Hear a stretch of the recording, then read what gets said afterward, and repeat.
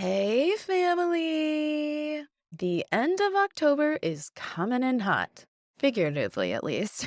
It's starting to get a bit brisk outside around these parts, but we've had birthdays, fall parties, dairy farm visits, and you know what? We still have so much more in just even the next 3 days. But hey, I love that I can slow my roll for a minute here and take some time to gather with the OCD family community. So let's get to it, fam, because I can't wait for you to hear more. I'm Nicole Morris, licensed marriage and family therapist and mental health correspondent. And let me be the first to say, welcome to the family, the OCD family, that is. I am here to create a community of support for family members, spouses, partners, parents, adult children, as there may be adult words, and chosen family of OCD sufferers and their community.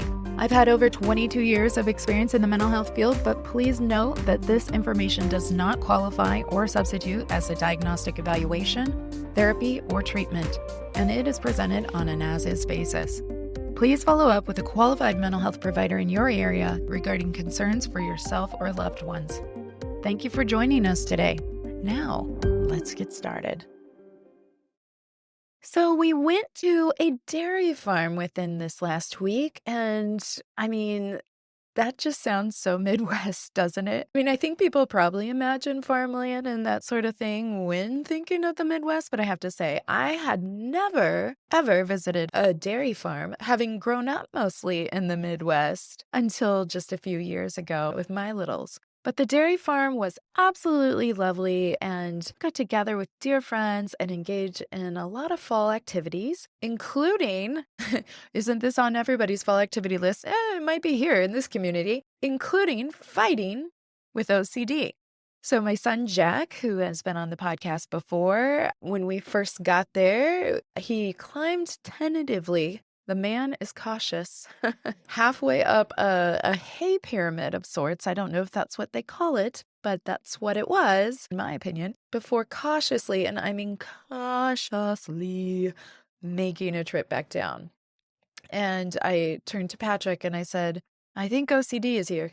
I think OCD is getting loud over there. And so when he walked back to me, I wondered, as I often wonder things out loud for my children to process with me, I wondered if OCD was getting bossy in the middle of this fun day. And he agreed that it was. And so he went back up and he stood at the top and he waved at us and he waved at the loser that is OCD as he fought back that fear. And you know what? Through the rest of the day, he had some wins and some losses in terms of OCD getting bossy with him and whether he was able to resist his compulsions or not. But ultimately, he was able to stick with all the things we did, no matter how distressed he got, and we still had a great time. And in talking about it, as we continue to kind of talk about all the fun things going on this week, he's still glad that we went. The distressing moments didn't outweigh the overall good of living our lives and learning a lot about cows.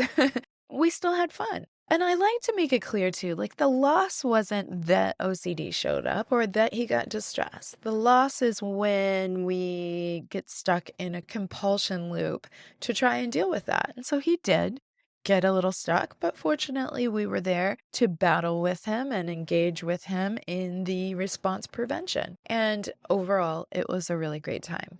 I share this though, because first of all, hopefully you know me enough by now to know that I do like to keep it real, but also me, an OCD specialist, the mental health correspondent here for the OCD Family Podcast, a person with lived experience, parent to someone with experience, possibly a spouse, though he still claims, Patrick still claims he's leaning toward probably not OCD, probably not, which is totally fine and it's his choice. And I'm an adult child of loved ones, plural, with OCD. So sometimes even we have some wins and some losses, and that's okay. The goal isn't to be perfect, but to always be learning and adapting as necessary when it comes to the monster that is OCD. And I personally like that sometimes it doesn't go perfect because it shows that I'm not so focused always on OCD, but I get to just live our lives. And sometimes it catches us off guard. And so sometimes we react, sometimes compulsions start before we notice them. So We had some wins, we had some losses, and that's okay. The goal, again, is not to be perfect. And I have to say, I was super proud of Jack for bossing back his OCD, and I was also proud of my husband, Patrick, who held a caterpillar, which later bubbled up some intrusive thoughts about his potential for catching a deadly disease triggered by none other than, you named it, caterpillars. But Patrick called it out as an intrusive thought before he came in and said I had an intrusive thought about this illness and just put it out there. And I'm like, okay. And then we moved on. He could see it for what it was. And we lived our lives. Holla. But today we're going to be talking more about and zooming into what to do when adult children are suffering with OCD. Now, you may come across this as a spouse, certainly, but for adult parents that in many ways feel stuck or unable to quote unquote move on, this can be particularly tricky and exhausting. There's a lot of support for parents of younger children and great resources in family treatment. But what about when that child becomes a legal adult and now they are in charge and they have the right to block you from participating in treatment? Let alone learning about how they're doing, how to support progress, etc. And that's granting that these adult children are even willing to participate in treatment. So, what are families, particularly parents of adult children, to do? And how do we account for the vast needs that evidence themselves within this specific population? When I was in Denver this past summer for the in-person IOCD conference, I had the loveliest coffee break with a couple who was there, eager and longing for support and insight into helping their 40-something adult child who was totally debilitated by his OCD. The father was immunocompromised during a high-risk alert for COVID, but he came out anyway because he needed to know, what can I do? And though they were glad they came, their sharing is something that has had me thinking about it since. They talked about, well, they were so appreciative of the programming. A lot of the other parents they had met had different needs and concerns from their own. And so, based on who gets the mic or what gets shared and how much time there is or isn't, there was a real struggle to capture all the great needs within this population. So, what can we do about that? And how can we get help we need or know where to look to be able to get more help if we are parents to adult children suffering from OCD? Well, luckily, I have OCD expert Ben Eckstein with me today to talk about just that. So, welcome back. And today we have a very special guest, Ben Eckstein, a licensed clinical social worker and a therapist specializing in the treatment of OCD and anxiety disorders. He's the founder and director of Bull City Anxiety in Durham, North Carolina. And before starting his practice, Ben was trained at McLean Hospital OCD Institute in Boston. We've talked about McLean a little bit because they have some facilities across the U.S. He currently serves on the board for OCD North Carolina, and he's going to be releasing his first book, which is very exciting. What to do instead of worrying. That's going to come out in 2023. If you've got the answer to that, Ben, maybe we should start there. It's a complicated one, so I had to write an entire book about it. An entire book answer. Yes. Okay. So we can manage our expectations there. But welcome to you, Ben. We are so grateful to have you on the podcast today, and welcome. Thank you. Thank you. Yeah, I'm really excited to be here. Absolutely. So, one of the reasons that we are syncing up today, and I'm really excited about this, is we are going to talk about when adult children, and so really we're thinking, 18 and up, but we could be going into 40s, 50s, even 60s, adult children that are suffering with OCD and probably have been for a vast majority of their life. And really wanting to zoom into this population because I think there is a range of experience, especially from a parent perspective, a sibling perspective, and other loved ones in terms of how to engage, how to interact when someone has a debilitating mental illness well into adulthood. And it can be such a range that sometimes when we find resources, or if we find resources, It's kind of like that unicorn moment if it kind of fits our circumstances. So, we're going to be talking broadly, but also kind of looking in deeper in certain areas about adult children when they are suffering from OCD and really support for you loved ones that are in the trenches and have been for decades sometimes.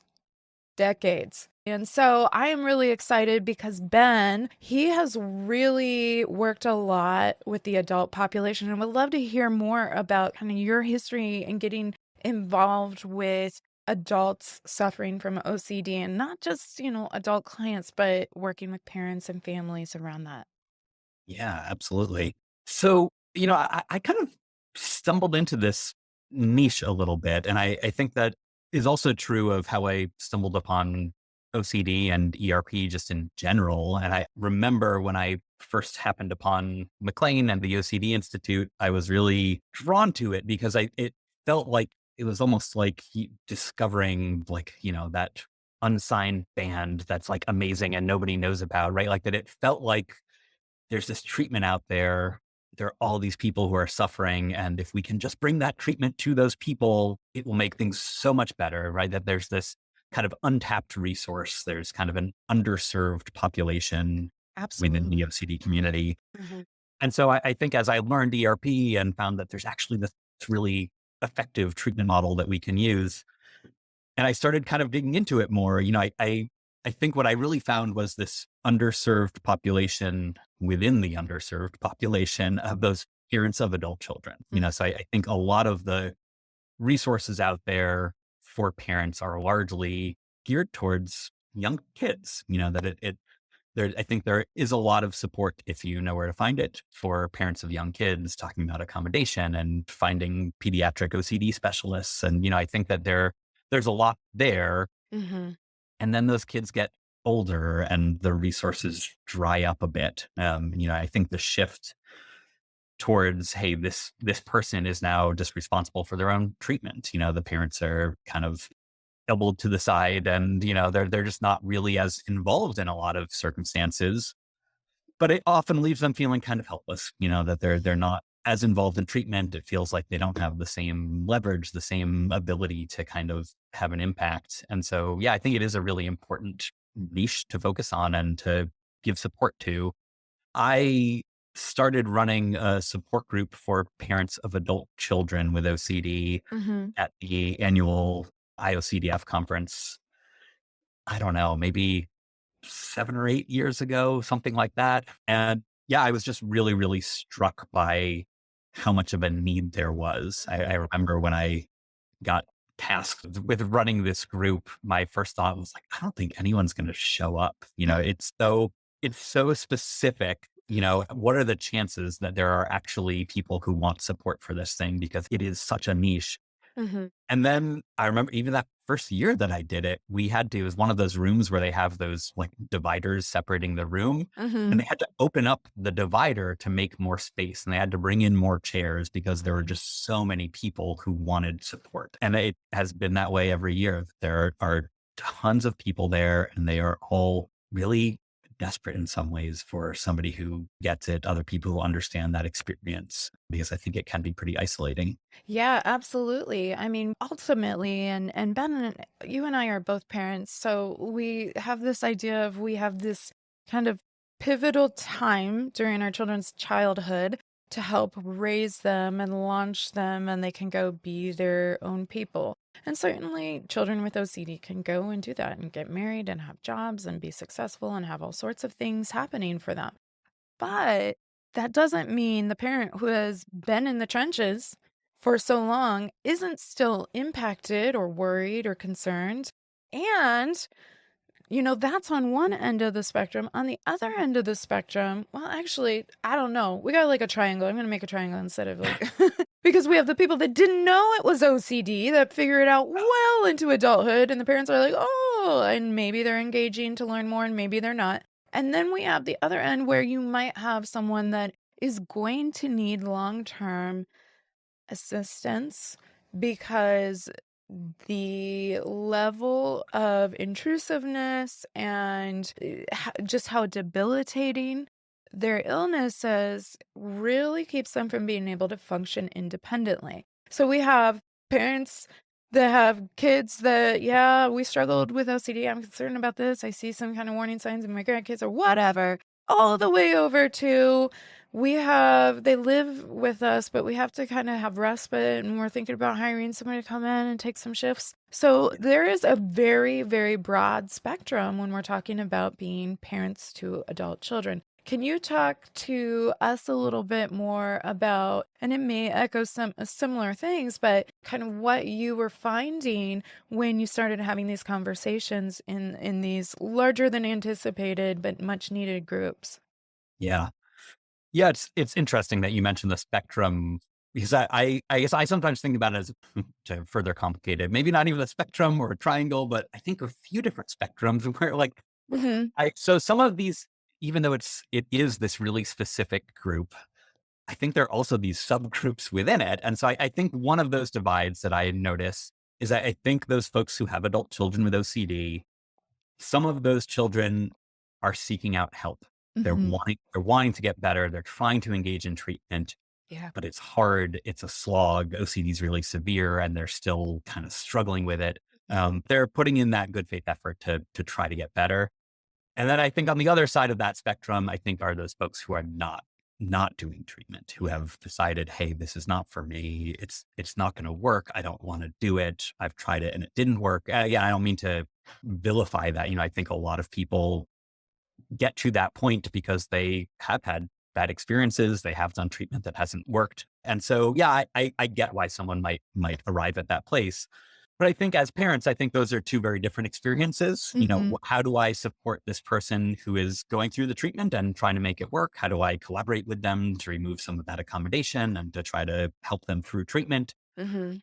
versus that parent who has a kid where they're not doing it and the parent has to figure out what to do with that. Right. And But there's an issue too on capacity of like they may be able to do more than we've given them credit for, but not wanting to put so much, in terms of taking out and scaling back accommodation, putting so much on them that they're really not capable of that. And what's going to happen? Are they going to be safe? Because I think many of these parents have been through a number of things like suicide attempts or at least some, extreme ideation, not all, but sometimes it's just a reality of anyone struggling and suffering that much with a mental illness or even physical illness. I mean, it doesn't even have to just stop there. But yeah, I would imagine it can be hard to know like to what degree can I scale back, whether they're willing to engage or not. And again, more subgroups then. We've yeah, popcorn more subgroups in there. right.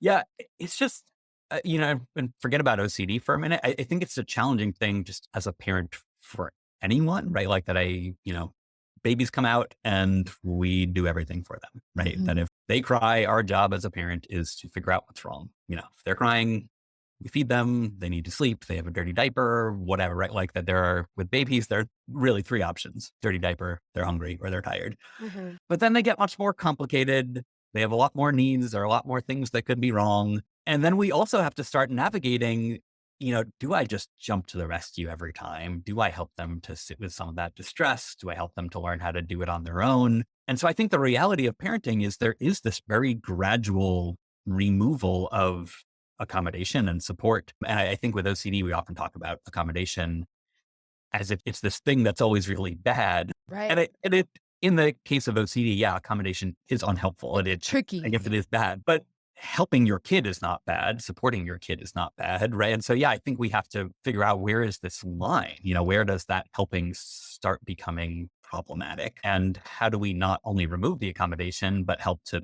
support them and encourage them, right? Like that, I think we want to do it in ways where they will actually be successful. So I think Yeah. remove the accommodation when it just sets someone up to fail, that's not really helpful. Right. And, it is interesting. As you were saying that, I was thinking accommodation really has taken on kind of a pejorative meaning. But if you think about it, like if you have gone through an IEP with a kid at school, an Yeah. individualized education plan, and I'm not sure what that would be referenced to in other countries, but here in the US, if you're struggling and you don't fit this very standardized neurotypical mold for any given reason, it could be a medical reason, it could be a learning disability, it could be emotional based, whatnot. But you can get accommodations, and this is a good thing, right? Because this actually helps kids access the academic curriculum. It helps them access the goal, and in school, the goal is going to be academics.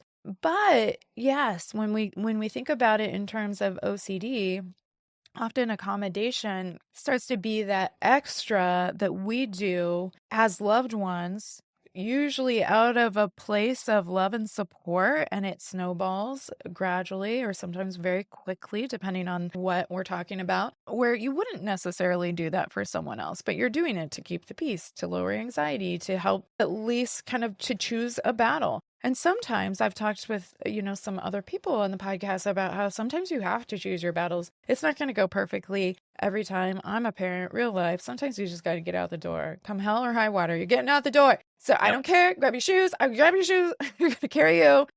Even if this doesn't help OCD or it doesn't help anything, we've got to do this thing.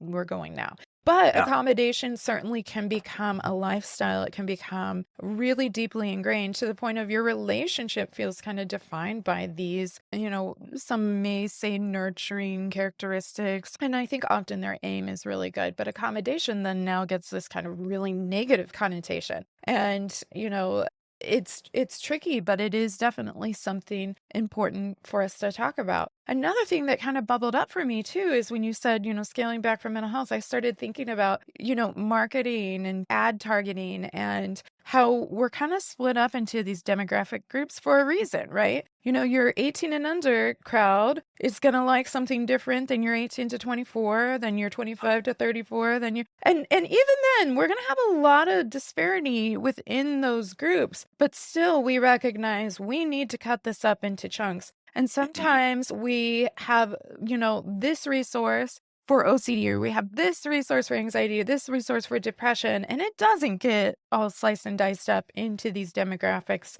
But the reality is, we don't all fit in that same mold. So I think it makes a lot of sense when you're saying we've got like popcorn of subtypes here that are just Mhm. really bubbling up, but we kind of have parents of young children or minors kind of covered. Not to say it's not hard, but we've got resources, and so coming to adults, it gets tricky because there is such a variance in need. Yeah. Yeah, absolutely. I think one of those things I think is often really hard for parents of adult children is they don't have someone to walk them through it. So I think for younger kids, parents are generally the ones who are seeking out treatment. Mhm. They're involved in treatment. They have a therapist there to say, hey, here are all the places where you're accommodating. Here's what we'll work on now. Here's how we'll build up support of your kid, right? Like they have kind of a guide to get through it. Mhm. But as adults, again, the parents get kind of pushed to the side. That kid may not go to treatment at all. Or if they Mhm. do go to treatment, the parents may have no idea what's going on there. They might not be involved in it. They might not be given direction. And so I think it leaves them to make a lot of those choices on their own to figure out where is that balance around accommodation? Is it reasonable to expect this of my kid or is it asking too much, right? Like that they're really kind of feeling around in the dark on their own a lot of the time because they're not able to be involved because HIPAA, right? There are privacy concerns that therapists can't just reach out to the parents unless the person in treatment really wants them to be involved. Right. So yeah, I think it's harder. Again, a lot of the things that they need to do may be the same. They may need to work on eliminating accommodation, but they don't have that same guide to kind of pull them through it. Yeah, and the impact kind of that I hesitate to say power differential, but the authority structure in terms Yeah. of when they're living under your roof, and maybe they still are, but as a child, you have a little more say. You have their medical and educational rights. You have physical custody of them. You have that. When they're an adult, even something where you could take them to the doctor if they were really cycling and really needed medical support, once they're 18, that is their choice. And sometimes they will not. Absolutely not choose that as the choice. Sometimes they will. And so it gets very, very tricky. There's also people that have never been involved in the mental health system that wouldn't even know they need a release of information. They don't know what HIPAA is other than people say, "Do you want to copy a stack of words that makes no sense to you when you walk in?"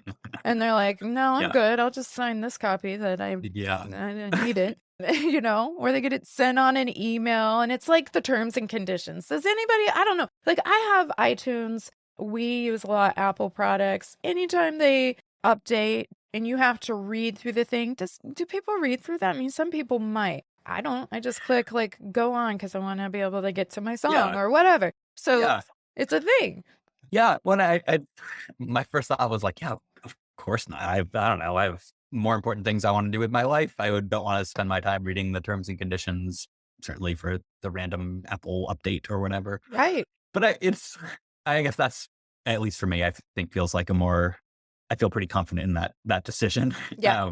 I think that is often the same choice that parents are put in. It's like, hey, like, do I want to take the quicker, easier way through this, or do I want to dig in and do the harder stuff? And yeah, it's not an easy choice. Yeah, and with something like HIPAA documents, it's just like we don't, you're kind of in survival mode. You just got into this practitioner or this specialist or this medical provider. You're like, just get me in so I can talk to the person, Yeah. right? And they don't even necessarily understand what they're kind of flying through. And so that even can be hard if you're new to the medical system. If you're not, you could like be like, yeah, no, I've paper mached enough things with the old copies. We're good.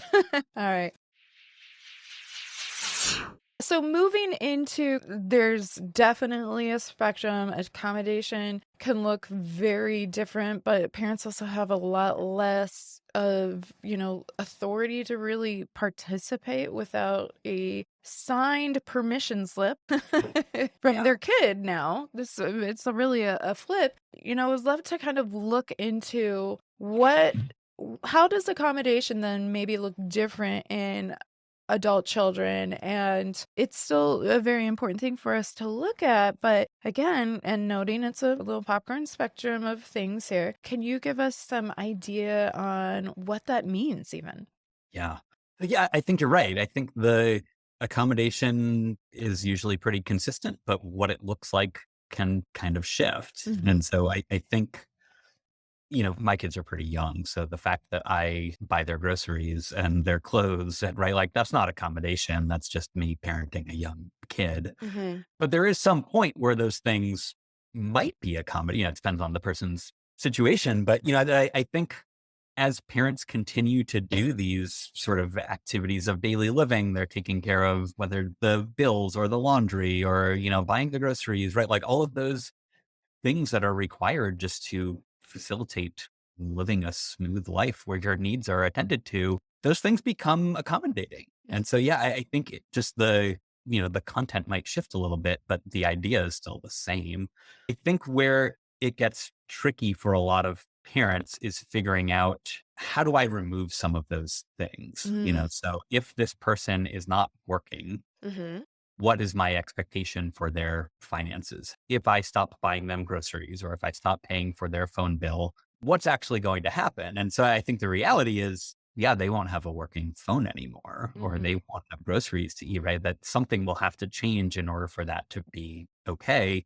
And so, yeah, I think parents often get stuck when the consequences of not accommodating start to look a little bit more dire. When we're Right. talking about young kids, the consequences of not accommodating are usually that kid's going to be really anxious. They're going to be really distressed. It's going to be hard.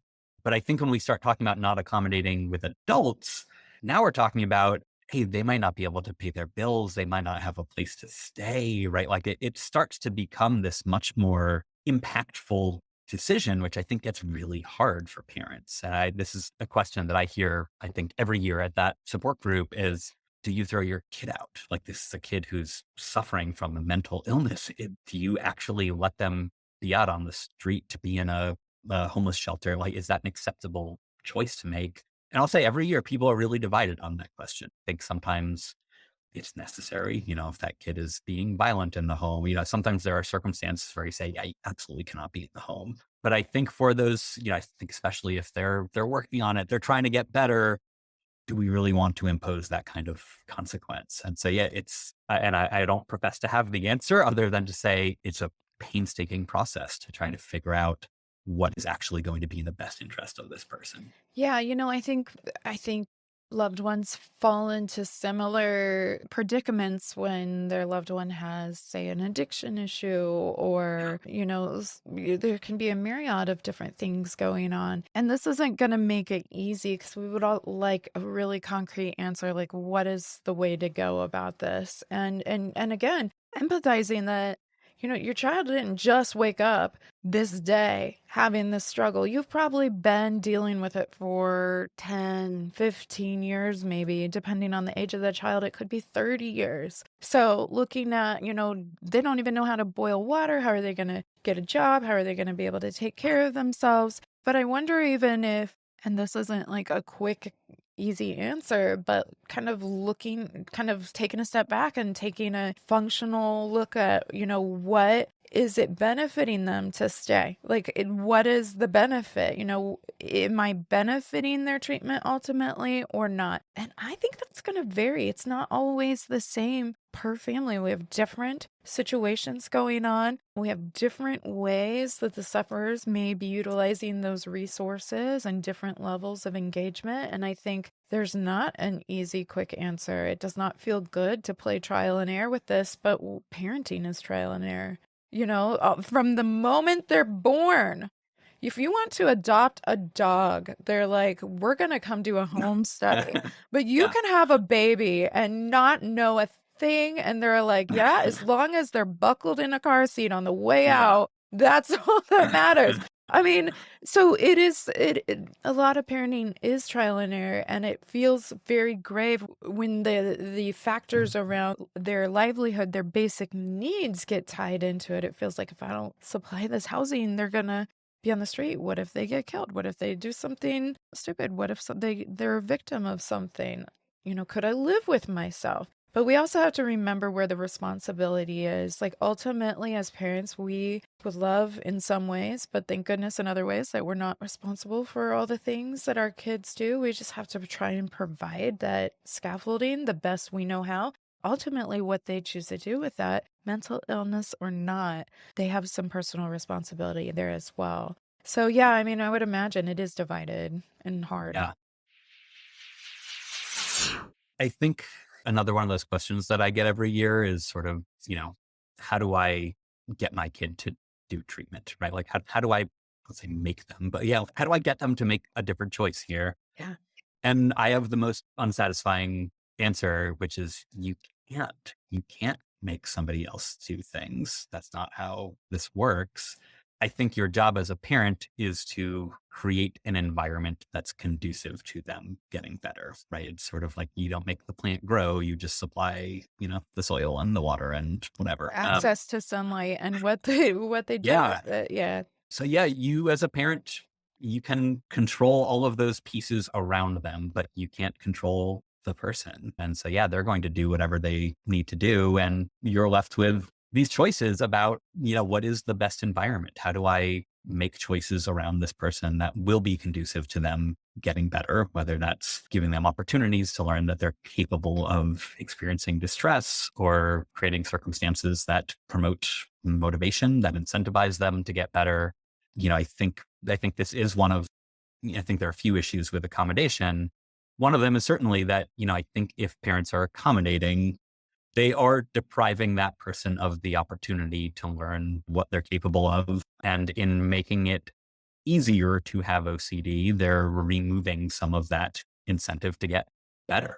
And, I think OCD is miserable. It's an awful experience. And so I think for those folks who are not engaging in treatment, something pretty powerful is happening there, right? So they are in this much distress and yet it's not worthwhile for them to do treatment. That really tells us something. Something about that treatment must be really, really distressing, or something about the current situation must not be incentivizing enough, right? That I think we all hit some tipping point where we take action. I always Mhm. think about like procrastination, that kind of thing. So if I'm putting off writing that paper, that kind of thing, and then I get down to that deadline, and then all of a sudden I click into gear and start working on it, Mhm. the incentives have changed, right? Like there is some point where that time sensitivity has started to provide a bigger incentive for me. When the paper's due 2 weeks from now, time sensitivity doesn't tip the scale towards action. But once you get into, all right, the paper's due in 3 hours, now that time sensitivity is a much bigger incentive and it's going to tip the scale toward action. Mhm. And I think with OCD, a similar thing is happening there. That accommodation is tipping the scale away from action. It's making it easier to have OCD. Not to say that it's ever easy. It is still miserable, but it's removing some of those natural consequences. If you are not grocery shopping yourself, somebody else is doing it for you, you're still getting groceries, right? Like that you're not experiencing the natural consequence of, Right. man, like I don't have the things that I need. If you're driving them to an appointment because they're terrified and they're convinced they can't drive and maybe afraid of trying to go via public transportation, whether it's social anxiety or contamination or whatever, then you're driving them. Then they're getting there or they're going to hang out with, friends or whatnot, and you're driving them. And it's not to say, because I think as parents, I know certainly I can say for myself, it's not to say it's not a shame on you. It's not a shame on you.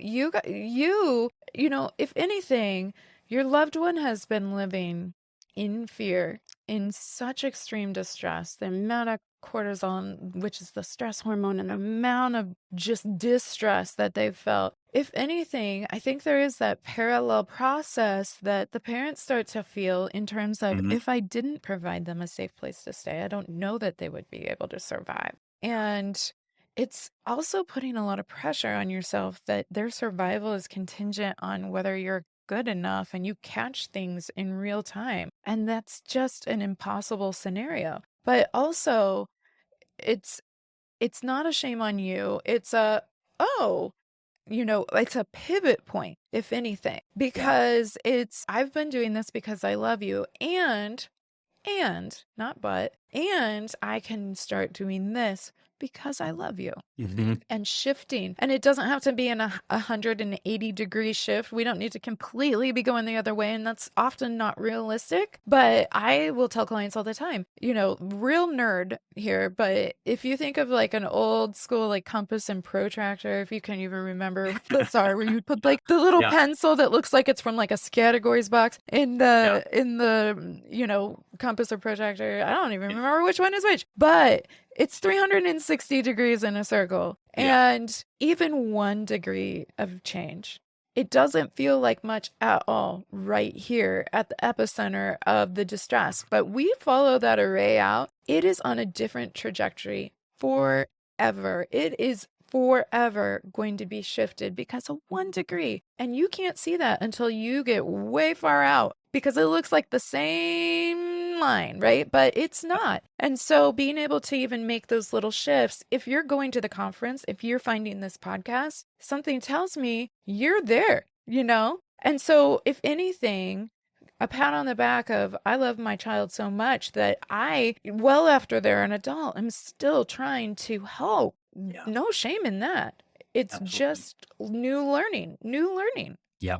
Yeah. And I always, I agree 100%, that I think accommodation is the norm, not the exception. This is what parents do. And I think at the end of the day, I think these are really good parenting instincts. That I think the fact that you care about your kid and want to help them, Mhm, that's what we do, mhm, that we are, as I mentioned with babies, right? Like we come out pretty helpless. We need parents to attend to us and help us and take care of us. So these are really good parenting instincts. They just don't work quite as well if you have a kid with OCD. mhm, And so I think that's just sort of one of these things that we just have to kind of take note of is that, and again, it's not that you should never help a kid who has OCD. That's certainly not true. It's just knowing, hey, this helping that I'm doing if my kid has OCD, there's a greater likelihood that that helping may start to snowball into this other thing. Mhm. And I think that's true for all parents. I think about my morning this morning where my 4-year-old didn't want to put on her shoes and I put them on her. And just be clear there, she didn't have to tie her shoes. They were Velcro shoes. Uh-huh. She's very capable of putting on her shoes, Mhm. but she was doing this half-hearted kind of thing where she was kind of trying to put her foot in and we needed to get out the door. I was like, all right, here's your shoe, put it on. It's fine. So I did it for her. I feel fine about that.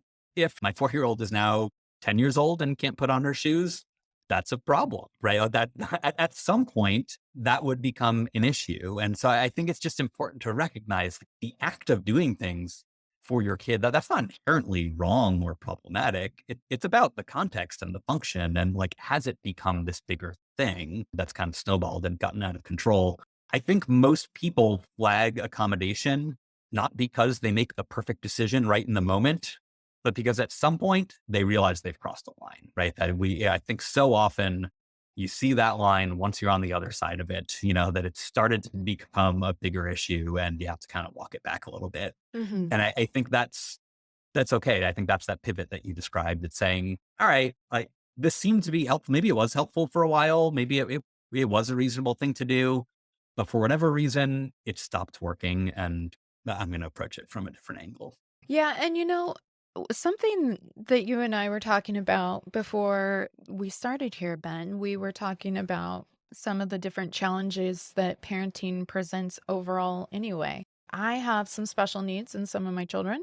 All of my children are neurodiverse in different ways. I don't like to classify neurodiversity as a special need because Yeah. I think it's special, it's awesome, but Yeah. I don't think it makes them better, worse, anything else indifferent. It's just they have a unique way of processing things. But what I will say is there are some situations where we can look at other people and it's so easy. It's so easy with social media. It's so easy with, groups or sports or extracurriculars to go out and go, they're kids just doing the thing and they're not even really trying as hard as I am. I'm trying really hard to provide all Mhm. of this and it's kind of hit and miss at times or we're still not able to participate or I'll finally just kind of disenroll from the class or something because this is a waste. And we might say, you know what? Like, absolutely, we know that some of our challenges as parents is a little harder than what the perceived normative, and I will say perceived because it's what's actually the norm. I don't know. A lot of people just trying to show like they're living their best life and everybody's having their struggles behind the scene. But what I will say is, in the same way that you've had to kind of step up in other ways and like, hey, I'm already working hard, it can be pretty liberating and freeing as well. Not only to scale back a little bit or make some of these little pivots going, this used to serve a really important function. Now I can see it might be accommodating or supporting the OCD over the person that I love. And so I can make that change. We might fear the distress they would experience. They're probably going to experience distress. And so will you. But you guys are strong and you can do this. You have been a parent for so long. You've got this. You've got this meltdown. At least you know this meltdown's coming. Yeah. That's kind of nice to have the little kind of warning. But yeah, I mean, it's going to be hard, but also there can be a lot of freedom in going, I've already done a lot of hard work and this can help me love my person more rather than helping their OCD continue to imprison my person more. And it's Yeah. not all your responsibility, but that's what you can do from an environmental perspective. Right. Yeah. I think, as we said, when kids are young, I think there is this certain amount of dependence on parents that is just inevitable. It's part of your role as a parent. And then as kids get older, I think that role does change. And so I think when accommodation shows up, I think it often makes it so that the parent is staying in this role where their kid is dependent on them, right? Because Mhm. that parent is responsible for managing the kid's distress, for taking care of whatever logistical things, right? Like that there remains this dependence. And I think what happens there is it essentially ends up so that the parent and the kid are not on the same team, right? Like the parent is this intermediary between the kid and OCD. And I think we really want to shift that so that parent and kid, and I'm talking about adult kids here, right? Like that Mhm. they're on the same team. OCD is on the other team, right? Like the parent isn't this intermediary trying to kind of mediate the effects of OCD or trying to moderate distress. Instead, yeah, the parent is there with the kid saying, hey, this is really, really hard. This is incredibly challenging, but I'm going to be with you. We're going to go through this distress together. I'll stand by you. I can be here for support, but my job isn't to prevent distress necessarily. That's not really the role of a parent in that context. Right. And it's, when you think of supporting your child, none of us sit there and go, yeah, I want to support my child by like really putting them in a tailspin. That would be great. Yeah. You know, Yeah. nothing says support like, woo, there you go. But at the same Yeah. time, you're not putting them in a tailspin. OCD is the one putting them in the tailspin. And both you and your loved one are strong cookies. You Yeah. are strong cookies. You have not gotten to where you are today by not being a tough, tough person. And you're going to feel some distress, but you've been feeling distress probably for most of their life because you have been battling with them and with the OCD. And so it can be really, again, freeing to realize it's not your job to be the intermediary, that though we can all get in dangerous situations, whether we're anxious or not, anxiety in of itself is not dangerous.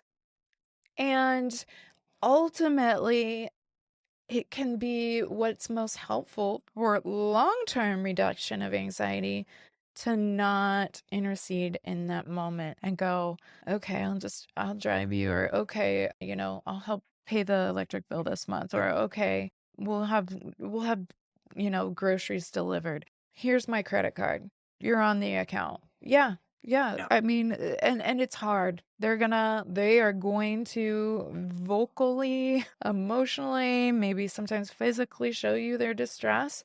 But Yeah. again, you've done what you can to provide a supportive environment, and their behavior is ultimately on them. And our job isn't to prevent their behavior.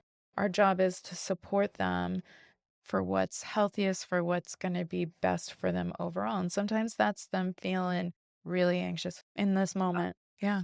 I'm always a little surprised. I guess I shouldn't be surprised because it happens a lot, but I'm always a little surprised when people say like, "Oh, I don't think I can handle that anxiety. I don't think I'm capable of it."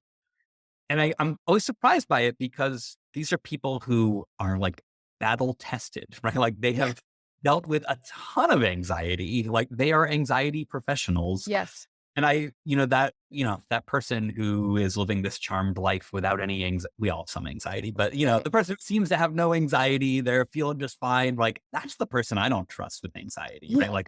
Like I don't know if they're capable of it. They've never been put to the test, but for people who are struggling with this stuff, like they've been through it. I have no doubt in my mind that they will make it through Yeah. because anxiety is not actually dangerous for us, but I also because they've done it a million times before. They do it every day. They're pros.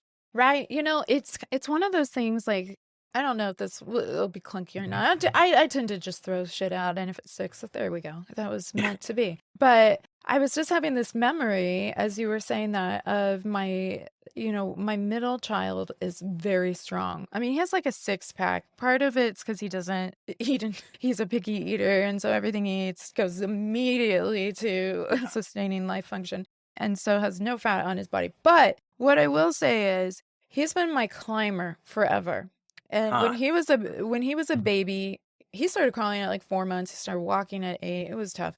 Oh, He was a climber. And so I had some good friends that had some climbers, some like adamant climbers. But I reached out to one of them and I said, hey, I'm having a lot of problems because my son climbs so many things, but he doesn't have the awareness of what's dangerous or not. And I have multiple kids that can't be on him all the time, and it terrifies me. And you're not supposed to, you look over and see them scaling the fireplace, you're supposed to be like, oh yeah, okay, not today, you're getting down. You're not supposed to be like, no, right?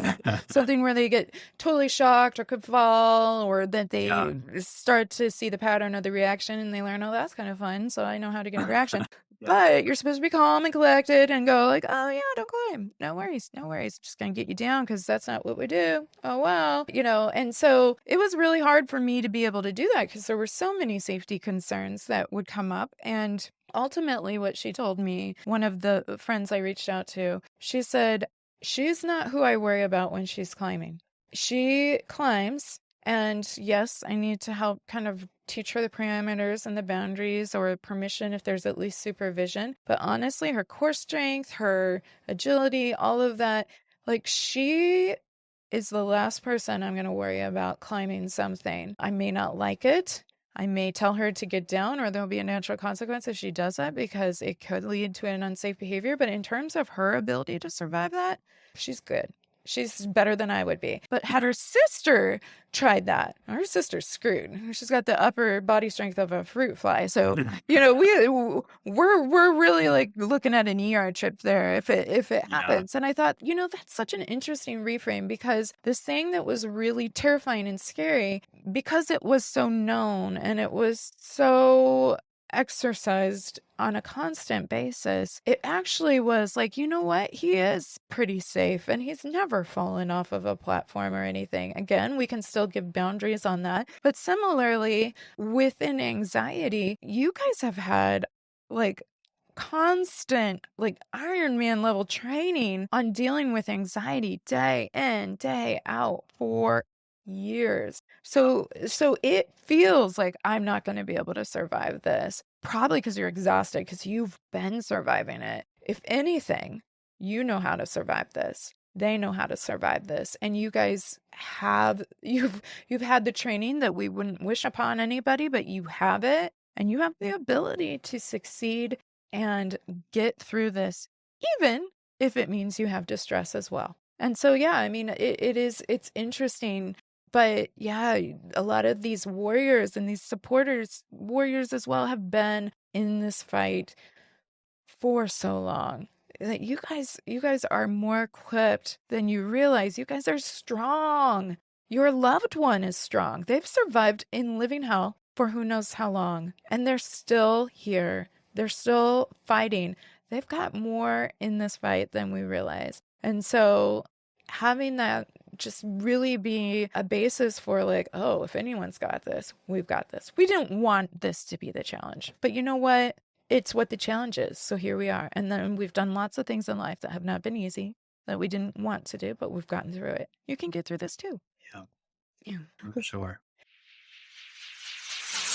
So we've talked about how accommodation can reinforce that anxiety cycle. We've talked about how it's important that both you as the parent, but also in looking at your loved one, your child, they're capable of managing this distress. Absolutely. And you were speaking to that. And there are going to be true natural consequences if we don't pay our bills, if we don't go to the grocery store and get food. And so can you talk about how that cycle can kind of interfere sometimes with those true natural consequences, and ultimately what our goal could be, because I know it varies, but our goal could be in kind of reframing that? Yeah. So, I think so. If parents are accommodating, they are stepping in these moments with good intentions. They're trying to help out, to smooth things over, to do it more quickly, to minimize distress. There's lots of reasons why people do it. But sort of the unintended consequence of that is that the person with OCD misses this opportunity to learn that they're capable of tolerating distress. Mhm. And then they also miss out on that natural consequence, right? That there is this sort of fail-safe thing that is protecting them from actually experiencing what happens. What will happen if they truly avoid doing these things. And so, yeah, I think that puts parents in this position of trying to figure out, how do I remove these things in a way that gives them those opportunities to Mhm. learn and to figure out that they can do it on their own, and hopefully without experiencing those consequences, right? And so I think this is, I think, one of those sticking points, that parents want to be able to remove accommodation while being assured that their child will rise to the occasion and do the things that they want them to do. And we can't actually be assured of that, so I think this removal of accommodation, it is this sort of sink or swim kind of moment where we're saying, all right, here you go. I'm not going to do this anymore. I'm going to take the training wheels off. I'm going to throw you in the pool. Like, we're just going to see what happens here. Mhm. And sometimes they sink, sometimes they fall, right? Like that it doesn't always go Well, according to yeah. plan. It doesn't always go well. And I think this is where we just want to be really intentional about how we're making those choices. What are we doing to set them up for success? That I don't think we can ever be assured that they will always be successful. But I think if we're really intentional and thoughtful about it, I think we can do it in this more incremental way where we are providing them with the tools that they need so that they can swim or stay on the bike, or whichever metaphor we want to use. So I guess what is sort of inherent in that is that we do have to be willing to take that risk. That I think if parents say, hey, I will only do this once I am assured that everything will be okay, they won't ever do it. They can't have that. It's not an option. So we need to be willing to take some risks here, and I think when, if parents are setting up some sort of contingency plan there, whether that's a contract or an agreement or whatever they're doing, I think ideally, yes, they are communicating with their kid. If they're saying, hey, a month from now, I am not going to pay for your phone bill anymore. I can help you figure out how to budget accordingly, how to make more money, how to whatever, right? Like that. I think you can support them in that. And again, I think the hope is that they will rise to the occasion. They may not. And so I think parents do need to be really thoughtful about figuring out what those consequences are so that they actually can follow through with them. And so I think we don't want to try to impose consequences and then be inconsistent with it, because Right. that likely will not bode well over the long term. Right. We don't have to be perfect. I do think, and I know this is a place where as a parent, I try to work on this, right? So I am a behavioral therapist, and I certainly approach these things from like, oh, you got to be really consistent. If we want to reinforce these different things, you got to have really consistent consequences or rewards or whatever. And I think I have had to learn when to say, you know what, I chose that hill to die on. And I see now that was a mistake. And I'm actually going to walk that one back because I shouldn't have, that was a bad call on my end. Right. So I think there is room for us to be fallible, to say, hey, I just didn't assess this well, and I can, take a step back and reassess and come up with a better plan. I think that's totally fine. We are fallible. We make mistakes. I think what we don't want is just constantly bouncing around from, oh, here's the consequence. Never mind. It's good. It's this thing. And, I think we don't want that just inconsistency as a pattern. But I think if we have moments where we reassess and make a different choice, that's totally fine. Right. There's a lot of room for us to be human. And if anything, I think parents are getting a taste, at least a microcosm, of some of the distress the sufferer is going through when the stakes feel so high. Right. And so to Yeah. you, it might be just going and getting the produce yourself from the grocery store. To them, it might be contamination fear, or what if I impulsively attack somebody, or whatever. Mhm.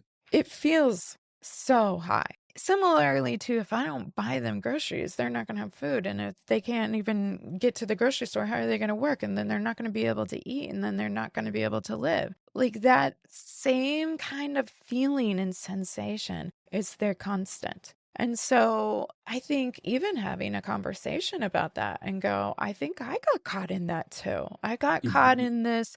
I'm worried that this really catastrophic thing's gonna happen. And you know what? I guess it could happen, but it also might not happen. And all I know is the only way we can learn that is if I'm not buying your groceries.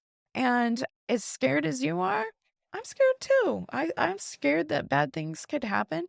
And yet I'm going to lean into that. And so, really realizing that you guys are in really a similar boat here, and you're not kind of on these isolated islands alone trying to figure out how to get through this. Like, you both are having an experience of the OCD, whether it's from your loved one, whether maybe you struggled as well. That's not uncommon that we might have multiple people Mhm. struggling with OCD, or because it's become such your fishbowl, it's become such your environment for so many years that trying to do something different, it just feels undoable. It feels like we're going to be incapable of this. And you'd be surprised what all we're capable of.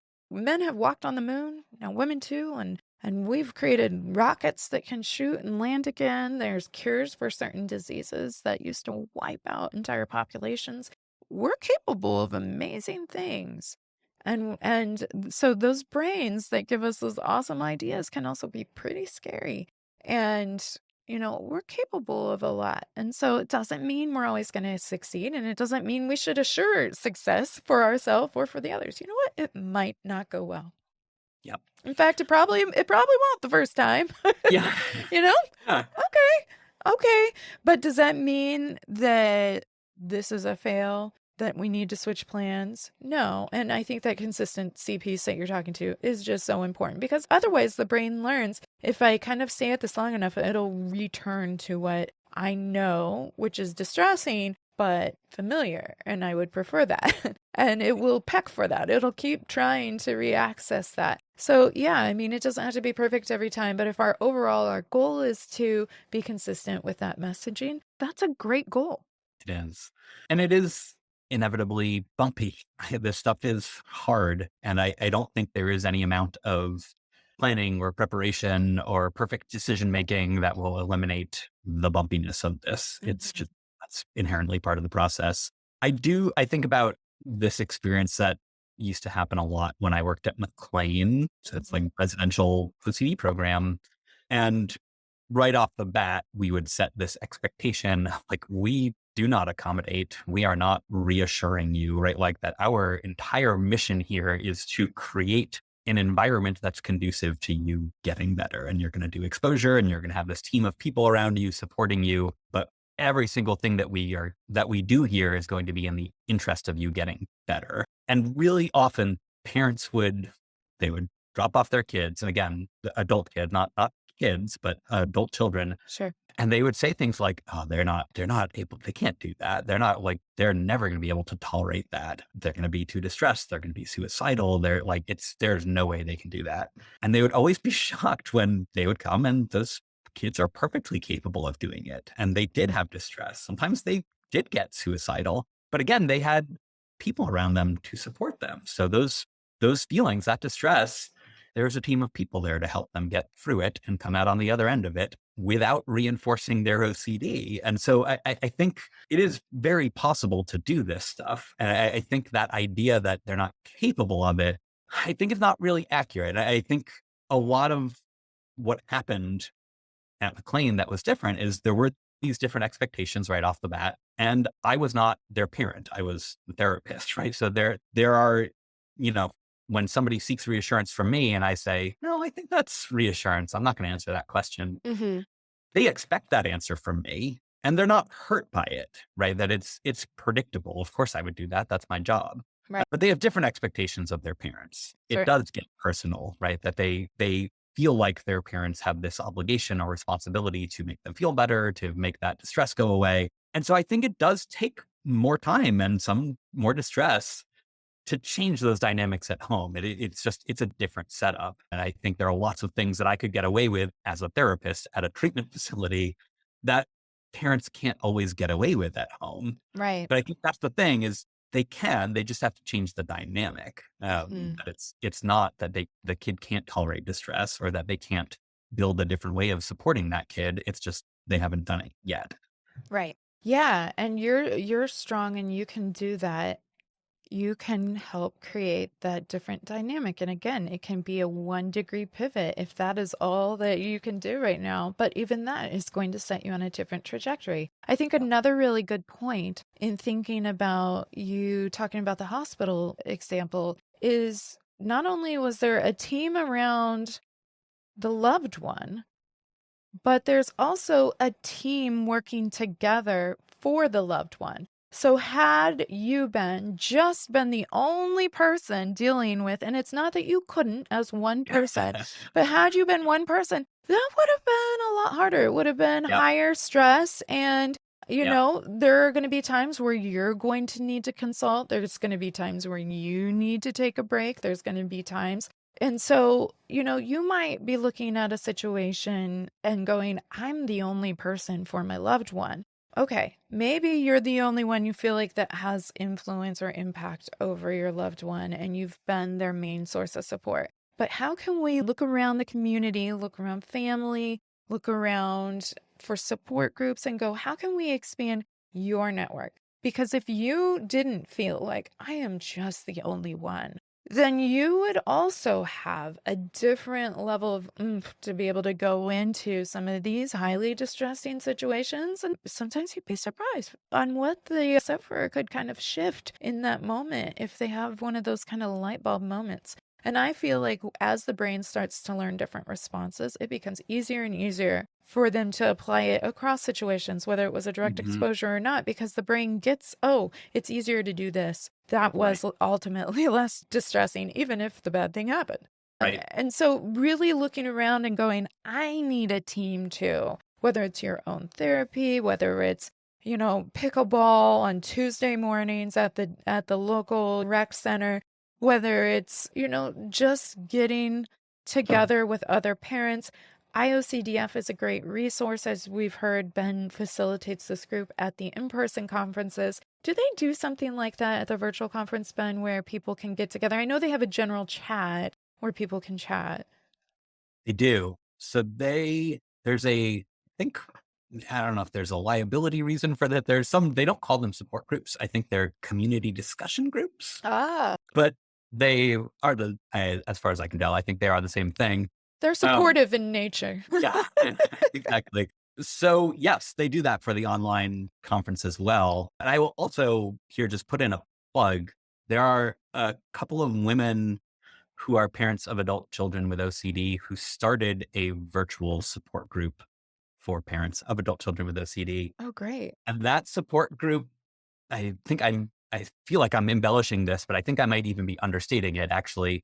I think that support group has turned into 7 or 8 or 9 support groups, something like that. They keep filling up and keep having demand for more. They constantly have a wait list. And yeah, there is just a huge, huge need for support. And I would just echo what you said. I think one of the best things that parents can do is to get support themselves, also to make sure they're taking care of their own needs because it is so important to feel heard here. Yes, absolutely. So would you be able to send me over, maybe shoot me an email with information on that support group? Yeah, Because I I would will. I would love to put on this episode's blog post. I usually put all the citations. I'm going to have information for where you can find Ben and more about the dynamic work he's doing. And I will put on there too information about the support group if you're interested in it. Great. Also, I will say, if I haven't made it clear to this point, because I've said a lot, I can't always recall what I've said or not, but Ben is actually going to be presenting at the IOCDF virtual conference that is running November 4th through November 6th.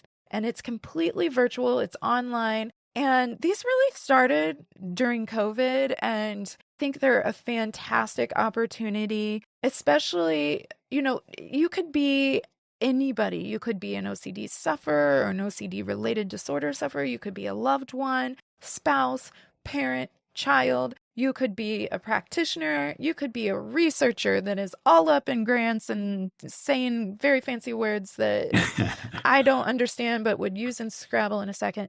And, but you could be anybody. You could be a dietitian. You could be a doctor. You could be, anybody that just even has an interest in learning more. But I think it's a great place, as well as the in person where you can actually kind of cry and hug or, fist bump, air fist bump from a distance if we're still like, yeah, not that close with the germs. But what I would say is like, it's a great place to be able to get more education, more understanding on what's going on, and to connect with other parents, other people that are just like, man, this is hard, and to be seen. It's indescribable when, even if it doesn't feel like it solves an issue, just knowing you're not alone, knowing that somebody gets it and they can say why that's hard. And then having somebody you can call and say, even if you connect with them, you can call or email and go, oh my goodness, I did this. And they're telling me they hate me and they're never going to see me again. And I feel awful. And for them to go, stick with it. You got it, Mary. I don't know. I'm throwing out Mary, but Mary, you got it. You can do this. And she says, thanks, friend. Like that can be really helpful. Also, kind of speaking of those supporters, I was, we were going to talk a little bit about space. And I know we've talked about space on the program a little bit. We had an episode with someone doing great work with space and telling us more about it. But they had their kind of cheerleader supporters too built into that program so that Hmm. they could say, hey, it's a tough moment here. I need support. I don't want to give in to the accommodation, but I'm really feeling pressured into it and I'm having a hard time sitting with the distress. So maybe this would be a good opportunity to tell us a little bit more about space because space is often used with younger children, but can it be helpful even with adult children? Yeah. Yeah, absolutely. So SPACE is an acronym for Supportive Parenting for Anxious Childhood Emotions. And as you said, it was originally designed to be a treatment for younger children. And sort of the unique thing about SPACE is that those children are actually not involved in treatment. So it's a treatment model where the parents are actually the one receiving treatment. So there are a series of sort of modules that you go through and you essentially learn how to support your child differently. And so in space, they sort of define that as this combination of validation and confidence. So validation being, hey, I know this is really, really hard, but confidence being, and I know you can do it. And so I think just before doing anything with accommodation, learning how to approach those moments where your child is distressed from a different angle, leaning into this sort of different way of supporting them. And then once you've established that, then there is this very systematic approach where you do start removing accommodation behaviors, almost like an exposure hierarchy, right? Like you kind of do this inventory of all the different accommodation behaviors and then select behaviors, not necessarily based on what's the most difficult, but based on what will be the most effective, what makes sense, what will Mhm, provide the most benefit for the parents or the child. mhm, So it doesn't need to be in that hierarchical kind of way, but you just pick these things and there's a whole kind of rollout as to kind of how you pitch that to the kid. mhm.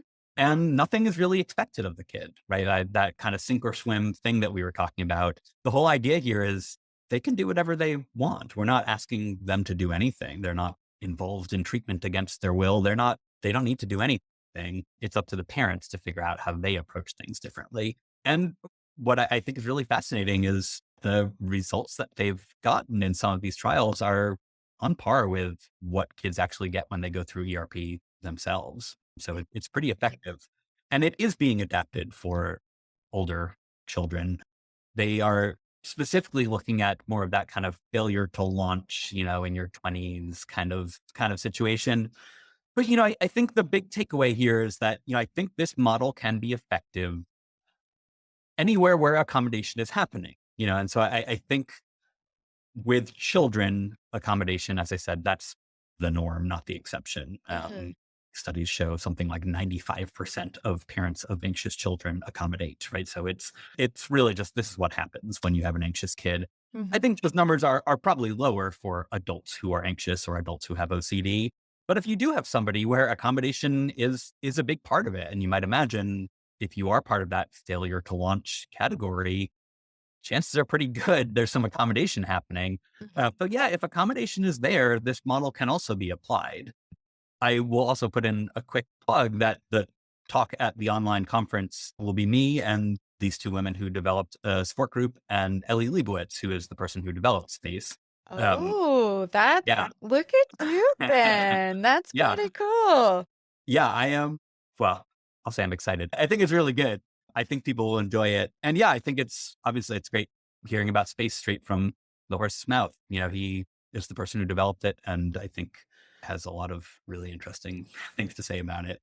Wow, Um, that's pretty cool. That's pretty cool. And I love too that the parents will be there as well. And so you are putting this into practice. He came up with the research behind it and has put a lot of work into the evidence base, like making sure that this is a valid, reliable thing that is evidence based. It's going to make a difference, and it has. And then these women can just say like, "Hey, this is where it's been harder, this is where it's been easier, but this is ultimately what our experience has been," and to be an encouragement and support to everyone. And I love that about the OCD conferences is again, it's just everybody together. We are all in it together. So that's really dynamic. And I love that because, when you look at something like space, what's helpful about this is, when we were talking about some of the subtypes before, the little popcorn categories of where we can kind of put different kind of groupings of adult children in terms of, the kind of the support that they need. And it really is vastly different across the board. I love that space incorporates that you don't have to be compliant with treatment. And that's great if you are. And if you're not, there's still something that you can do as a parent in the same way that you felt like maybe I'm getting the groceries for them to try and help them. You can do this, and this will ultimately be more freeing for both of you, whether they want to be in the treatment or not. Because if we're a part of the system, if we stop playing that role in the system, it automatically is going to change the system, whether your loved one likes it or not, whether you like it or not, because it's going to feel different for you too, and change is hard. But what I would say is that's kind of a huge piece, and why I am sure that the research is showing similar outcomes for ERPs, because we've learned when we reinforce some of those, whether it's giving assurance, for accommodating, we can be reinforcing that learning in the brain just as much as the person performing the compulsion. I think sometimes we can take that and feel like this ultra responsibility of, what if I accidentally do that? Because am I making it worse? But what I would have to say to that is, like, again, they're responsible for the choices they ultimately make. And the good news is it's not your job to be this perfect intermediary. You're just a support in the environment. If it doesn't go, and you recognize that, then hey, that's learning for next time. We can use that mistake well and go, hey, that kind of flopped.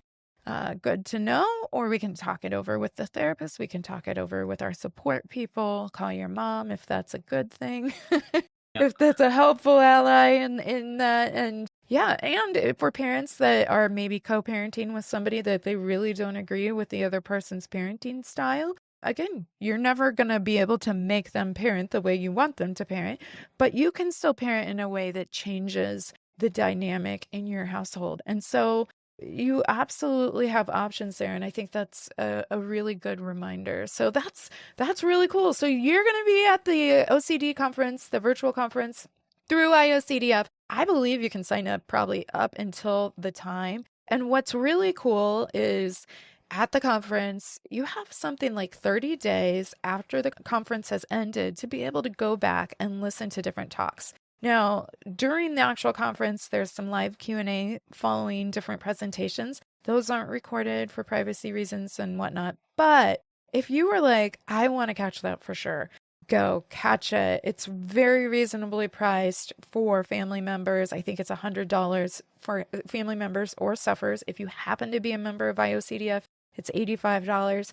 But additionally, there's so many good things that would be helpful. Go to the one that you pick and go back and listen to the other ones when you have time. It's for 30 days, you can access amazing levels of experts, whether it's people with lived experience, people that have been treating this, sometimes treating and lived experience, researchers, all of the above. So that's really cool. So you're going to be on that. I will have that information too on where you can find him, and I'll definitely put that on this episode as well. So, this has been really, really helpful. I think an end kind of thought as we kind of wrap up today is, I really appreciated your emphasis on, you can't make the child do any one thing, right? You can't make them get better.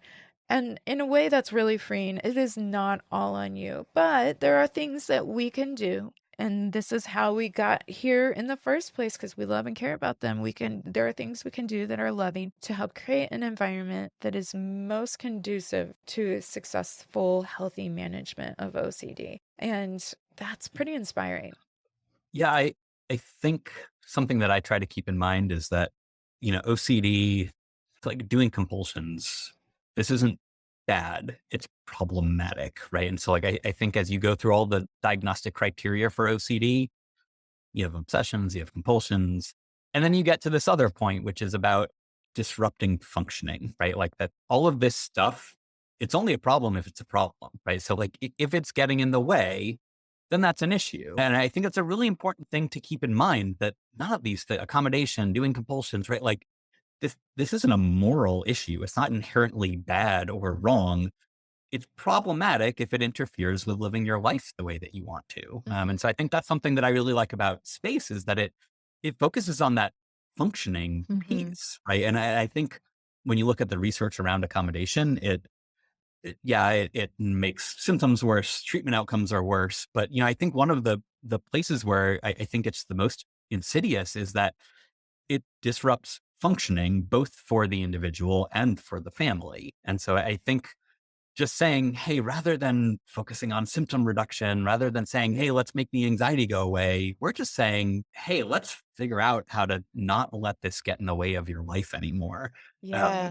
So I think that is a place where parents can step in and say, yeah, I can't choose what you're going to do. I can't choose how distressed you get, but I do have a say in the disruption to my life and our collective lives. Yeah. And I think that's an important thing to keep in mind because that's where you do have some power. Right, right. That's such a great point because if your life is centered around making sure Paul, is stable enough to get through the week and then taking a week by week by week and now it's years by years by years, then you love Paul, but you're not loving Paul any less by going, what did I want to do with my life? What were we going to do? Were we going to, maybe we wanted to try, maybe we traveled to Denver this past summer for the OCD conference and that was great and I got support and whatever, but maybe we also want to do some travel that has nothing to do with OCD because we've earned some self-care. We've earned a break. Yeah. We want to go or we want to visit family on the East Coast or we want to go explore the world, especially now that it's a little easier to travel, a little expensive, a lot expensive, but Yeah. maybe want to get out a little more and remembering what do you like to do? Did you used to play cards with friends in the neighborhood? Why don't you have a card night? Oh, it would really send Paul into a spiral. Well, you know what? We need to be able to live our life. And that models for Paul that it's okay for Paul to live his life too. And he can have a dream outside of making it through this hour, afraid that he's not causing catastrophic harm to something or someone. And instead, he can start to go, what did I want to do? When I was little, I really liked video games. Maybe I want to program them. Maybe I want to learn about something, whatever. The Yeah. sky is the limit, really. And not forgetting, it's okay. It's okay. Our value can be that I want to be able to go to Hawaii this summer and I still love Paul. That doesn't take away from loving Paul. It's going to help me love Paul more when I come back Right. with a tan and, haven't been at a luau. I mean, I'm going to, Yeah. things will be better. They will. Yeah. So, having that break, having that self care, giving yourself freedom to live and not just for the symptomology, but because there's things past the symptomology that Right. matter. And we want to be able to celebrate that. And we want to be able to move toward that. So I think that's a really good point, Ben. And I like that you brought that up. We've mentioned that before too, in talking about whether it's young children, adult children, spouses. We need to be able to take care of ourselves and recharge ourselves. And so having not only recharge moments, but things that we want to pursue. Maybe it's an adult that wanted to go to college, but they were too debilitated. They're still, mid-20s or 30s or 40s, whatever. And they say, well, I still want to go to college. They could go to college. That's not out of reach. Yep. It's not out of reach. And so, it may feel like, whoa, you don't know where we are right now. Like, there's no way. But if that's the goal, that's a perfect kind of goal to go, hey, how am I going to let this now then be the focus of things that we are looking for and looking toward instead of, oh, but if we go to grandma's that week, we won't be here. And what if he gets upset? Let that be the goal. Yeah, college. You could do that. We got some work to do. We're doing the work anyway, whether it's going forward or not. We're working hard. Yeah. So yeah, have that dream, have those values, lean into that. And I think that's a really great reminder of not letting your life become about symptom reduction. But remember why you want to function. What are you working towards? What are you looking forward to? You can still do that. You're never too old to dream. Yep. You're never too old to get started. we're not all of us, we don't know whether we have a day or 100 days or 100 years. So let's get to dreaming, and we definitely won't get any of it done if we don't try. So Yeah, it's worth that's it. true. Yeah. Well, Ben, this has been fantastic. So you are working on the East Coast. You're going to be presenting at the conference, and it sounds like you're at the in-person conferences a lot. So are you planning on going to San Francisco? I am. Yes, I will definitely be there. Yeah. So San There. Francisco, they're going to have an in-person conference probably next July. It probably is already has the date, but I will put a link to IOCDF on that because those are really great conferences. If you're an adult parent that wants to participate in a group like this, and also there is that virtual group that you can tune into. Love that you're going to be with those moms talking about their experience, their lived experience, and with Ellie Leibovitz. And that just sounds like a dynamic panel. So they can catch you at the IOCDF virtual conference in November, just around the corner here.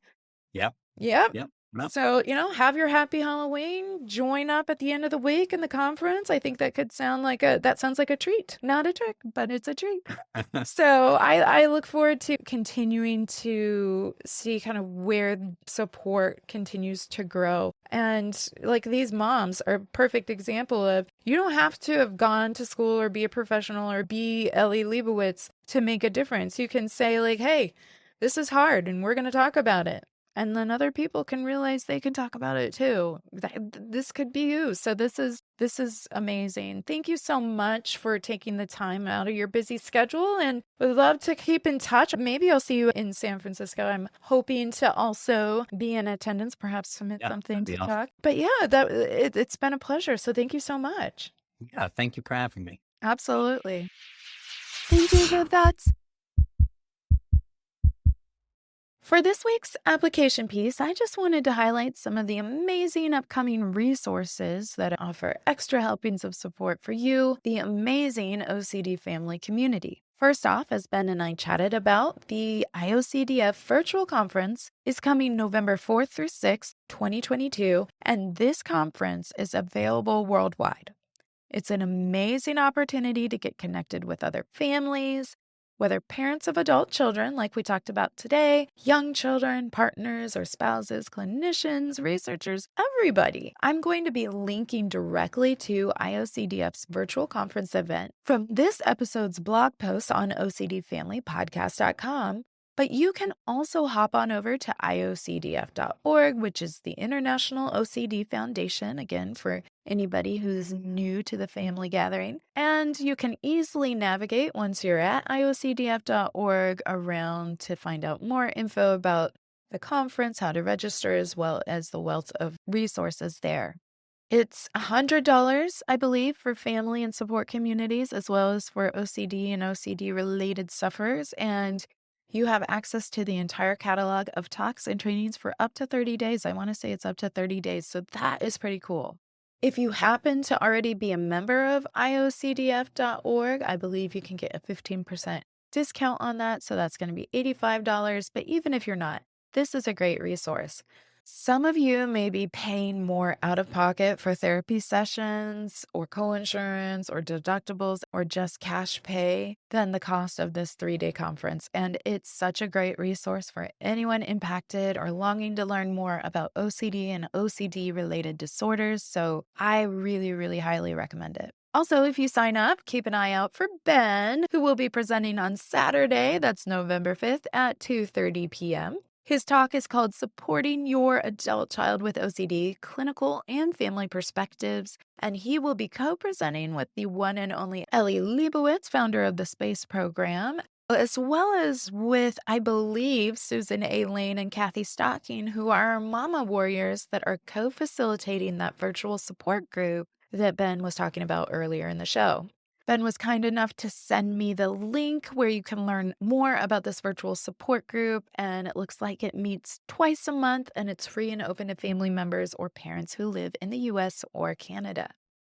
Also, I would just say if you're outside of the US or Canada and you're English speaking, because I'm going to guess that the group is facilitated in English, and wonder, could I still participate even if I'm not in the US or Canada? Shoot them an email and see if that would work, because it may be something where there are, certain demographic specific issues that can come up. But I think the content of dealing with OCD in adult children would be helpful across the board. So I'm going to say err on the side of ask and see if it could work for you as well, even if you're not within the US or Canada. Also, to our OCD family community across the pond and beyond, the OCD UK conference is coming up and it looks like it's going to land about mid-November, and it's virtual as well. There will be some familiar voices presenting. One that I just saw as trying to get a little more information was Reverend Katie O'Dunn, but I'm sure that there will be even more names and faces that we've gotten to know a little bit here in the OCD family community. Also, there's a talk that I think looks really, really dynamic and pertinent for this specific population, and that's family members and friends that support someone who has OCD. It's listed as a support group, but it also looked like a training opportunity or an opportunity at the very least for resources. So that is falling on Friday, the 18th of November. It looks like it's falling at 6:30 p.m. during the UK conference.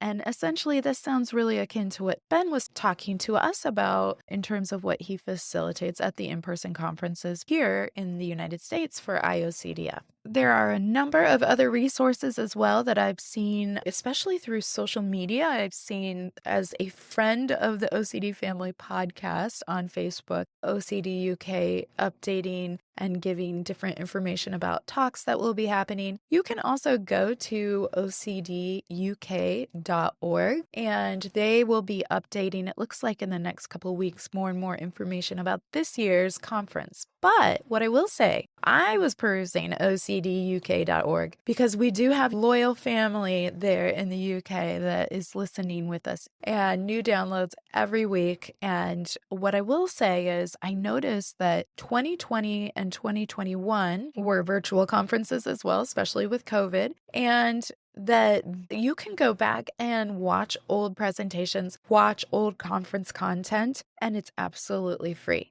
So I saw that and thought, "Oh my gosh, that's an amazing resource that you can go back and check out old conference content from the last 2 years, and it could still be very, very helpful." And if OCD UK happens to hear this and wants to shoot me some more information, I can always send out a tweet or, a TikTok, something, all the social medias that that I fumble through when I'm sharing information, but I would be happy to share more information about the virtual conference that's coming up. So check out ocduk.org. They've been working hard to expand their virtual trainings, and it looks like they, just even recently were able to expand it into Scotland. So it sounds like they're doing a lot of really dynamic work, and it's a great resource to check out, and I highly recommend looking into that in addition to the IOCDF virtual conference that is happening here.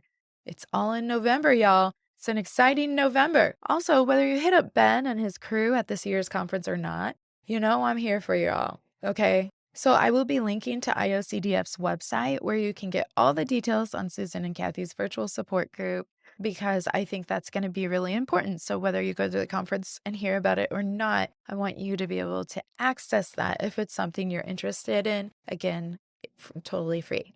Lastly, speaking of November, I am so excited to share that I will be running a 5-week series here on OCD Family Podcast about OCD related disorders, and that is starting next week. Yes, it is. I am super, super psyched. I am running this all through the month of November, and first up next week is going to be on body focused repetitive behaviors, otherwise known as BFRBs. And that includes everything from hair pulling, skin picking, lip biting, nail tearing to so much more. And that will be with Dr. Suzanne Mouton Odom. So we are going to be talking with Suzanne. She is a wealth of knowledge. She's super down to earth and relatable and just really lovely. So as much as I'm hoping you'll check out the conference, you'll definitely want to keep an ear out for my chat with Suzanne. about BFRBs next week. So have a happy Halloween for all that enjoy participating and taking part in those festivities. I know my kids are psyched. The force is also strong with my brood this year, and my son Jack is already anticipating how he can fight back his OCD with a lightsaber. So, more power to you, or force, I guess I should say. Also, Diwali just passed, and we hope all our OCD fam who celebrate and partake in Diwali had a safe and happy holiday. And with that, that's a wrap for us, y'all. So I'll see you next week with Suzanne to chat all things BFRBs, because there's always a seat at the table available for you. Bye, guys. Thank you for joining me and our OCD family community. If you enjoyed what you heard today, please like and subscribe to the OCD Family Podcast wherever you enjoy your podcasts. Did you find this content helpful? Please consider leaving a review. The more people that know they're not alone, the better. For more information regarding today's podcast, please visit OCDFamilyPodcast.com and remember to join the email list while you're there. It will provide you with the most up-to-date information, resources, and the down low on the family chatter. Oh yeah, nothing says family like adult children stuck in their feelings. That's right, I went there. And you can too at OCDFamilyPodcast.com.